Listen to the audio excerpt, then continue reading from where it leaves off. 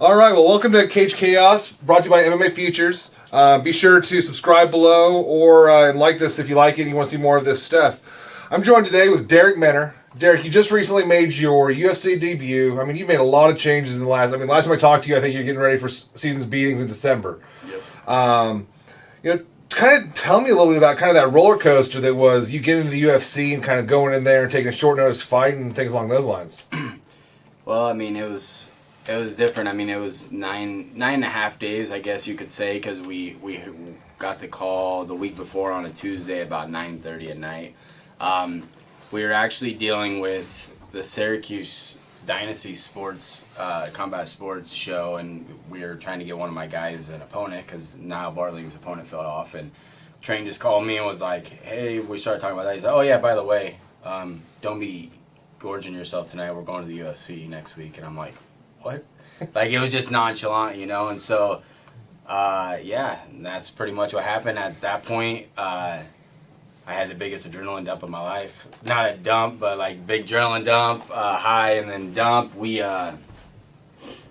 So Sean Shelby sent an email to Train, but Train didn't get it right away. But he seen his text message that said, "Hey, check your email." And so the email said Dawson was going to fight Skelly, but now he's out as men are ready. And so, but Train checks the email, texts him, says we're in, but there was 45 minutes where we didn't know for sure, like if we got it or, you know, if they asked somebody else, because it was like a 15-minute period.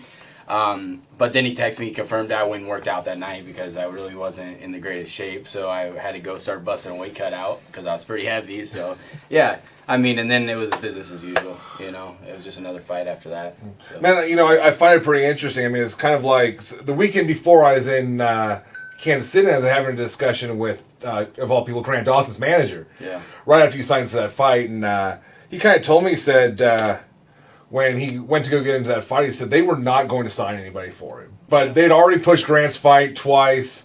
They couldn't find anybody in the UFC that was willing to take it. So they ended up bringing you in. I mean, what did it mean to you to be able to step in there and fight against somebody you knew, somebody local? I mean, it was kind of a perfect storm when it came to that. Yeah, man. Grant's a grinder, you know, and I always knew that his cardio is good and all that stuff. I've seen him on the local scene, so it was familiar. I mean, getting in the cage, it was always going to happen on the local or stage, I felt like, before he got in the UFC, got in the Contender Series. So, it was just like it was supposed to happen.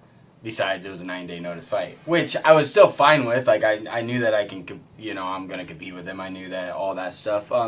Yeah, man, it was just a normal fight. I felt like once I was there, I mean, I was, once you get in the cage and I seen Grant, you know, I mean, it's not like I didn't know who he was, and it's just, I don't know, I mean, it was just a normal fight, you know.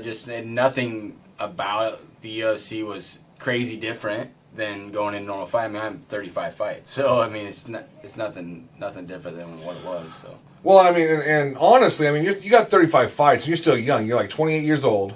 29. 29. So you're still kind of in that prime area in the UFC there. Kind of at this point, I mean, what are your goals? I mean, obviously go out there next one, you got to get a win. Yep. But I mean, kind of what are your goals now that you've gotten to that point? Just win fights and start proving my worth, you know. And that's the biggest thing is I've trained with guys in the UFC. I've fought guys that are in the UFC. I've beat guys that have been in the UFC. I know I belong in the UFC. I know that there's not a match in the UFC that I don't feel like I'm super outclassed, you know. The benefit that I have now getting in the UFC, it's like a clean slate, right? Because now I just got to go win fights and prove that I belong there. But I mean, to get into the UFC with 34 fights, it doesn't happen very often. So, I mean, my career just got a resurgence of, you know, it's just crazy because it was hard to get motivated for fights. You know, Charlie DeBray, like the fight I fought in December, I was not motivated at all. Like it wasn't a motivating fight for me. You know, he talked all that smack and all that stuff for how many years, but I go out there and I'm supposed to do what I did, you know, and that's what it is. And now I'm motivated. I mean, I was never more motivated in my life in a week than for the Dawson fight. So now it's just time to go and prove that I belong, which I know I do. So yeah, it'll be fun. I mean, you know, everybody obviously wants to jump into the UFC in that local card. Obviously, we've had a local card coming here to Lincoln. I mean, you actually ended up on the last card before stuff started getting canceled. I mean, obviously, if everything happens differently, you're probably not where you're at now. I mean, if they postpone that card, you don't get signed. Yep. If they know they're going to postpone the next cards, they're going to bring somebody else onto that. You kind of fell into the perfect storm there, being able to get that stuff to happen. You know, and the crazy part about it is I was going through a bunch of events, and I saw that there was 45 fights on that card at one point. Mm-hmm. And I texted my manager, and I was like, Train, hit up Sean Shelby, tell him we're ready. No matter what, tell him we're ready, blah, blah, blah. And then I saw Grant Dawson's opponent fell out, and I'm like, Skelly and Grant Dawson doesn't have an opponent. I'm like, text Sean Shelby and tell him I will fight Grant Dawson tomorrow in the parking lot if we need to. You know, and just, so the fact that happened, and I was going to train for the Lincoln card that, you know, it's just crazy. Like, it wouldn't have happened, it couldn't have happened any better, because obviously the Lincoln card, who knows if that's going to happen, but they're not going to bring a bunch of guys in when all these guys need fights anyway. So even if it does happen and they need 45ers, they're going to look for somebody on the card, on the roster, because all the fights that have fell through. So I probably wouldn't be in the UFC right now, and it would be, you know, everything's backed up now. You know, all the fighters need fights. Everybody wants to fight now. We're a month behind already. So yeah, it was definitely the perfect scenario. Man, you know, Dana White said, you know, the Ferguson Khabib card, UFC 249 is going down no matter what. What do you think the odds of that actually happening are at the beginning of May?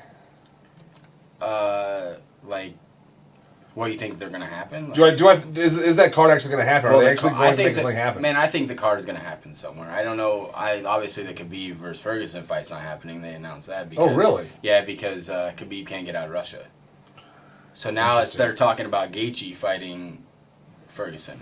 You haven't read that? No, I have not. Oh, yeah. So now they're talking about Gaethje fighting Ferguson, but I think they're gonna pull it off somewhere. Something, you know, there was an event a couple weeks ago in Florida, wasn't there? Like an amateur event or something that was closed, doesn't surprise me, or whatever. So I think, I mean, they'll find somewhere to throw it, and I feel like once this stuff starts lightening up, they're gonna start throwing events maybe at the Apex or something like that. No one's heard anything, but and the nice thing about the UFC is that they can survive by doing fights without an audience. You know, obviously on the regional scene, on the local scene, that's where they make the money, is by the people showing up and buying tickets, because they don't have these huge TV deals. Yeah. So I mean, I hopefully they can make something work. You know, it's been so slow. They're talking about bringing back NBA without any fans. And they talked about all of these things, and it's been a slow news cycle, to say the least. I mean, other than the fact that John Jones goes and gets himself arrested, and it's crazy, man. Yeah, it's an interesting time in things. You know, I'm glad I just fought. Oh yeah. I mean, I'm glad I was one of the last two fight cards. You know, to get paid and not have to wait around. But hopefully, I'm ready to jump back in there. You know, put on a camp, because I haven't had a real camp since the Contender Series. So like, I'm hoping that stuff starts lightening up, or maybe the travel ban. I don't know. It's. I mean, everybody's in like this fog. It seems like. Oh yeah. So everybody's work's in a fog. Everybody's lifestyle's in a fog. Training's in a fog. You know, it's just.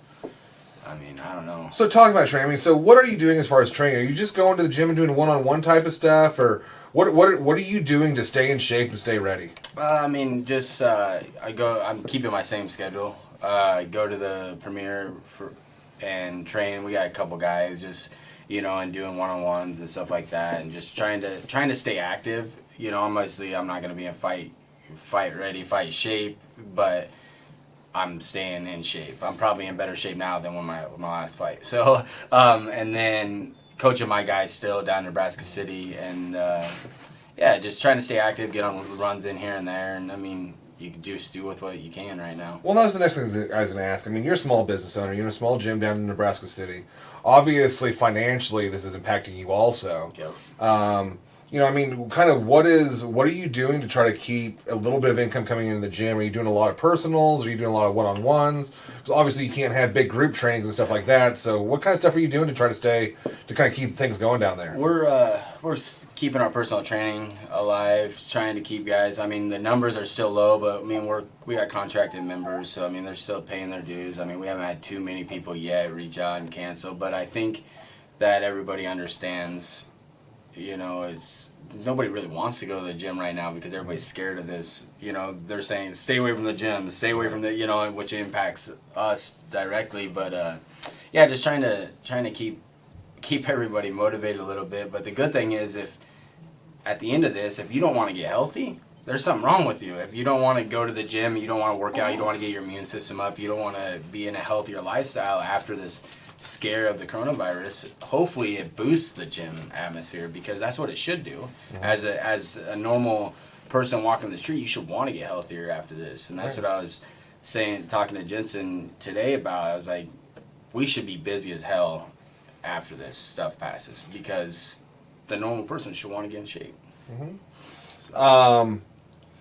So you're from Nebraska City. Nebraska City is a town of what, 1,200 people, 1,500 people? Oh, we're 7,000. 7,000. Okay, it's a small town, and you're the second UFC fighter in the last couple of years to come out of Nebraska City. What is it? What do they have? What's in the water down there that kind of breeds these UFC fighters down there? Well, it's just the way. I mean, it's just a different. I don't know if it breeds anything. We just have a different work ethic, maybe, and we've always produced, even from way back in the day, we've always produced guys that succeed in this sport. And maybe it's just the fighting growing up, the grappling, our mindsets, just how we, it's just a different type of atmosphere down there. Like, I don't know. I wish I could tell you, because I've had that question a lot, but our mindset seems to be a little different growing up in that the little small towns. And we got all the other stuff out of the way when we were kids, drinking, partying, all this crazy stuff, and now you keep your mindset. And I wish I knew. Well, I mean, Nebraska City is pretty much a small farm. I mean, it's a farm town, essentially. Yep. So, and I think that has a lot to do with it, is that, people that are farmers that are around, that's kind of their world, I think, are built differently or designed differently, with the work ethic and with the energy and with just that grit and that grind. Yeah, and that's why, I think the mindset of just like, if you fall down, get your ass back up is a little different. Because me and Anthony both have had our knockdowns, throughout our career. We both got in the UFC at, I think he was 21 and 10 or 21 and 9, and I was 22 and 10 or whatever. So it's crazy, because that stuff just doesn't happen very often. So right. it shows like just the mindset of how you get done, you get back up, and you start fighting again. And that's the way we've always worked. It's kind of interesting. When I met Anthony, he had talked about getting out of the sport altogether and going to kickboxing. I'd say the last year with you, I think you've kind of been turning your wheels, going, well, if this isn't going to happen, what's next? Is that really, have I read that right? Just kind of getting bored with the sport and just not knowing if you're going to make it? Where's that been? Where's your mindset been? Well, and I have guys that succeed as fighters too. Like I got guys coming up that are going to be really good pros and stuff like that. And it was kind of like, if I'm not going to get in the UFC, I don't want to be in this sport. If I'm not going to get in a major organization, I don't want to be in this sport. And then so after the Dana White Contender Series, that was kind of like a resurgence in my career. Like, okay, we got this shot, let's go do it. And then when I got caught in that, and after that, I was like, my man Train can attest to it. I was like, bro, I don't know what to do. Like, I was unmotivated. My mindset wasn't right. I was down in the dumps. And he's like, listen, one more year. We give this one more year. Give it 2020. And if you're not at the end of the year, we're not where we want to be. If we take one more loss before getting there or whatever, then, that's what a wrap. Then you maybe take one and do it's just one of those things that, yeah, I was done. I was ready to be like, I didn't know where I was going to be. I was in this mindset of like, I don't know what's going to happen with my life. Like, do I pump my gym? Do I say screw fighting? Do I do this? And so, went on, got that win over Terrence McKinney, choked out Charlie Dubray pretty quick. And then it was like, okay, hopefully. And then that call comes, and now I'm more motivated than ever. So it's a little different now. So yeah, you definitely read that right for sure. You've got a lot of young guys at your gym. Obviously you're a wrestling-based gym. You got your wrestling team down there. Yep. Your personal training gym, your wrestling-based gym. But you got some good guys coming out of there. One in particular is Niall Bartling. Yep. Niall Bartling was a 4-year wrestler at Division I colleges. Never really got to shine the spotlight there for various reasons. I know him and his family pretty well. Yep. What do he just went pro. He's kind of building up his record there. What do you see him doing? Where do you see him heading? Man, I think he's one of those guys. I mean, he's a country boy, clean cut, is well spoken. You know, he comes from a farm. They're hog farmers. Super small town, no tattoos, no nothing. I feel like that's the type of dude UFC wants. And, at that 205 division, he could easily, you could easily see him somewhere this summer. I don't know, there's nothing ever even been talked about, but I mean, I could see him getting a Dana White Contender Series call or some along those lines, or being on a builder contract, or, because he's going to do a lot with this sport, I feel like. Because, I mean, that's the one disadvantage about him, and he's a little bit older. He's about your age. He's 26, I think. 26. So he's a little young or a little old for just getting started in the sport. Yep. Because I talked to his dad way back when he was still wrestling, and I was like, well, why don't you get him training in MMA? And he's like, I don't want him in that. And even his dad, when I talked to him after his first fight, he goes, I can't do this. Yeah. It seems like it's changed a lot, though. I've talked to him lately, and he's all excited for it and kind of where things are going. So, a little story behind all that is, so I was on my third amateur fight, and Niall was training with me, right? So Niall's been training since he was 17 years old. Like, he took a 5-6 year hiatus when he went off to college. So we were actually supposed to fight Zach Hughes at one point. And his dad was like, right before he was going on with Ohio State, scholarship, blah, blah, blah. And his dad was like, absolutely not. You are not fighting. You're not doing that, blah, blah, blah. And so we tried, like, kind of hiding it a little bit. And Jim was not having that. He found out, and, like, so I had to call Train. Before I even really knew Train, I was like, hey, this is off. It was like the night before weigh-ins or whatever. And then I explained why, and he understood. But so he started out fighting, and now it's a different ballgame. He's out of school. He needs a competitive, he calls me. He's like, bro, I need to get something going. He's like, I'm bored. I need competition. I need this. So he started training. Obviously, nobody really could compete with him as amateur, and now he's 3-0 as a pro, and he's going to do big things. Yeah, his family's 100% behind him. The whole southeast Nebraska is behind him. I mean, he's a popular kid, and yeah, it's going to be fun watching him grow, as long as watching his dad and brother on the sidelines freaking out. And really, it's kind of at that point now, it's just a matter of finding the damn fight. Yeah. Finding somebody that'll fight him, because nobody that is, trying to work their way in there wants to fight him, and so you end up with cans, and that's not necessarily the best thing for him either. So. Well, and that's the thing. You watch him fight, and you're like, I can hang with this kid. Oh, he's just a wrestler, blah blah. But the thing is, the striking's getting, like, if you're gonna get him, you better got him this year, because after that, it's not gonna be very good for anybody, I don't think. I have never seen a light heavyweight outside of maybe DC that is as heavy in the hips as Niall is. Oh yeah, when he gets on top of you, it's definitely so. And with me being 165 pounds at my heavy, he's a heavy boy, but he's gonna do well in the sport. And once we find him where we're gonna go do camps and stuff like that, where he's getting in a room and stuff, so it's gonna be fun watching him grow. So are you guys going to start to travel together a little bit, kind of trying to be on that same level? I mean, are you guys going to try to go get some camps in, whether it be at, Factory, or Elevation or Glory or any of those larger gyms? Are you guys going to try to get some at home like that? So I mean, I got my home with 10th Planet Vegas and Extreme, and out there in Vegas with Coach Casey.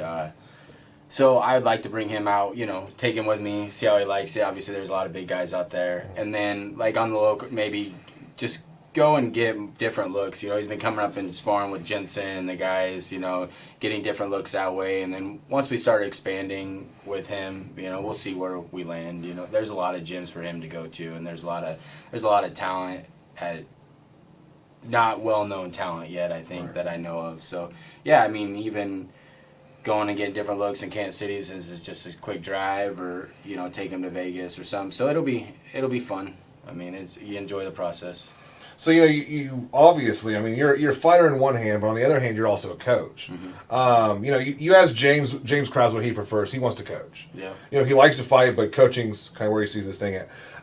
Where do you kind of see yourself heading? I mean, do you see yourself kind of in that trajectory of moving towards being a full-time coach, or are you going to be a fighter and then kind of evaluate it down the road? Because obviously in Nebraska City, you're filling a gap. They didn't have a gym down there. You're filling a gap down there. And you've also got a partner down with Kevin. Yep. So kind of where do you see yourself, in 5 years? I mean, where do you kind of see yourself moving into? Man, it just depends on where my fighting career takes me. Right now, I mean, obviously, it's not that I got a pretty good assistant guy that helps me out a lot, especially in Shane Allgood, and he's a really he's coached a lot of MMA. So he takes over, like, especially when I have fights and stuff like that. And in 5 years, man, it just depends on where my MMA career takes me. You know, if I'm continuing to be in the UFC and winning a lot, like, I just will bring. It'll be better for my guys anyway. You know, just like James. I mean, James, the gangster that he is, and he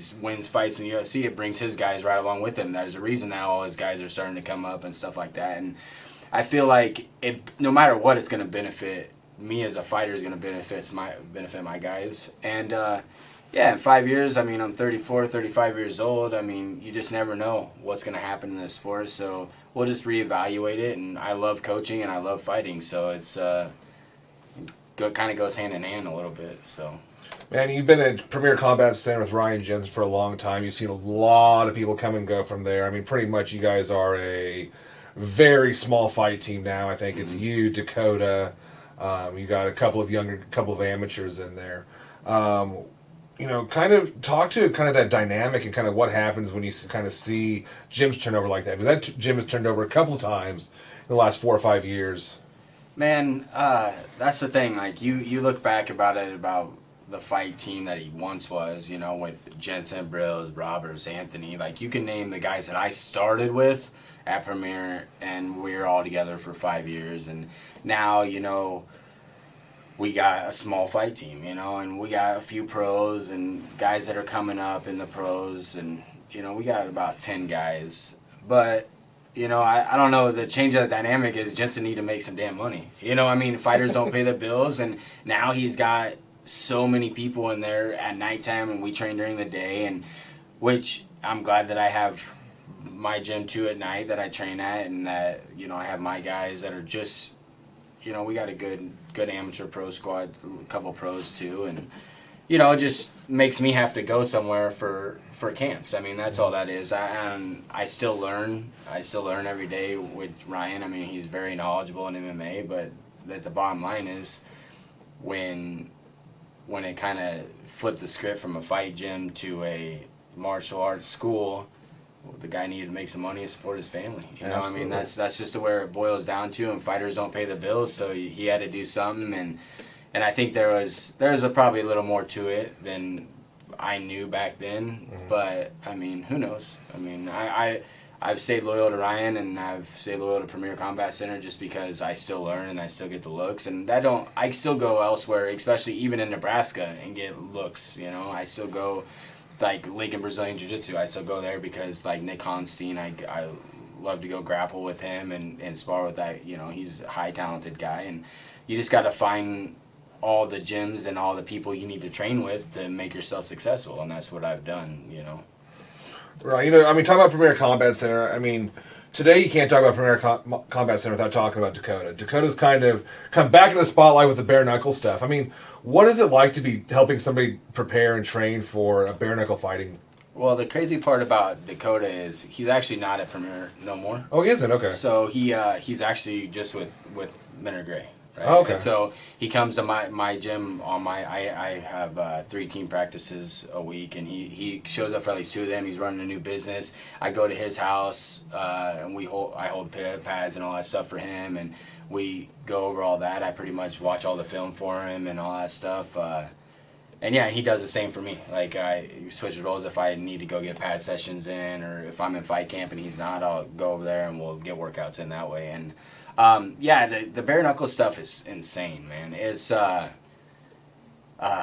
was the first time when you're like, oh, you're gonna fight on this bare knuckle. So I flew a couple. I don't remember where I was at, but I had to fly from because I took that short notice fight with Clay Collard, and then I flew and watched him fight Johnny Hendricks when we weren't supposed to, and that was craziest. The first time I heard people getting hit was just totally different, and then when he knocked out Johnny Hendricks, and now training for it's a little different.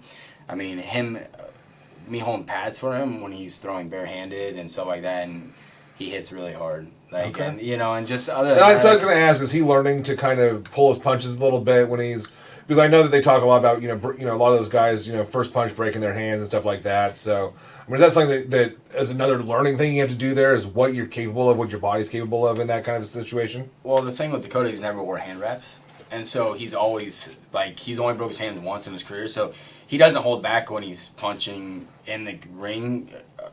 He just throws as hard as he can and tries to knock people. And that's what he does in MMA. That's what he does in fight, in the bare knuckle. Yeah, he definitely doesn't hold back. His hands have stayed true to him, and they've not broke in this bare knuckle stuff. And, I mean, when you're hitting Chris Lieben's blockhead and they're not breaking, I mean, there's something to test for how strong your hands are, because most of these guys are breaking their hands and all that. But he's not. I think he's been at it 12 years, and he says he's never wore wraps, ever. So that's crazy. I mean, how's he feeling about the bare knuckle stuff? I mean, does he feel like he's kind of fallen into his own there? Or I haven't talked to him. I've not talked to him since he fought Hendricks. So. Yeah, he signed with the bare knuckle promotion that he's with now, and they're treating him pretty well when it comes to getting in fights or making sure that he's paid when they don't have fights or whatever. But yeah, I think he likes it, but I think Dakota just likes getting paid. So I think that no matter hopefully he deserves to be in a PFL or even obviously the UFC. He deserves to be there because he's talented enough to make his mark in all these divisions. Right. Seeing last year's PFL, he could have won that. And he will just fight anywhere, anytime for money. And that's I find that interesting is that you have some fighters there's some people I talk to, Grant Dawson, Anthony Smith, those guys. Their drive is not money. I mean, money's nice, but their drive is they want to be a world champion. That's what they want to be recognized as. Then you talk to Tim Elliott, you talk to James Krause, you talk to somebody like Dakota, and they're like, just pay me. Yeah. You're like, that's what we're here for, just get us paid. They're like, you know what, put me in good fights. Justin Gage is another one of those guys.